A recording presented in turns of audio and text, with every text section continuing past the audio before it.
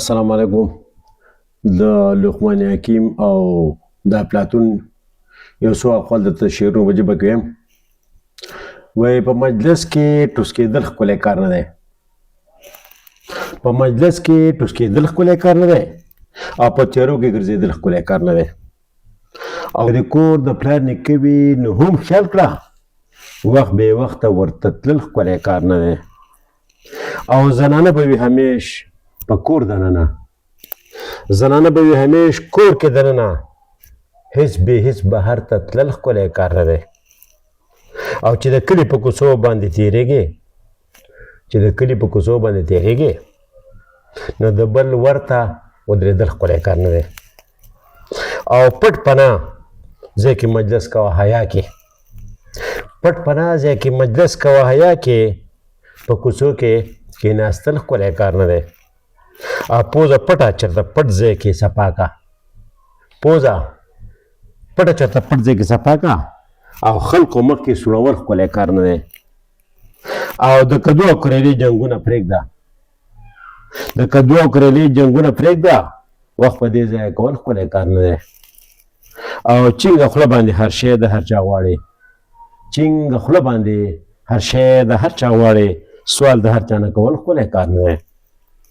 د موسم د تبدل تغیر خیال کړه، په هوا کې الوتل ښکلی کار نه دی. د بیګاره نه بیګار به د خان ښه وي، او ناراستۍ نه سملاستل ښکلی کار نه دی. وی د کدو ځای دې مونږ کره راغلی او څه خبرې زبادول ښکلی کار نه دی. نه کړي وایي چې د توپو د ډزونو یره نه کړي نو پټاخې پرې ډزول ښکلی کار نه دی. او په مجلس کې همیشه ویل په وار کړه، په مجلس کې همیشه ویل په وار کړه، د هر چا مخکې کېدل ښکلی کار نه دی.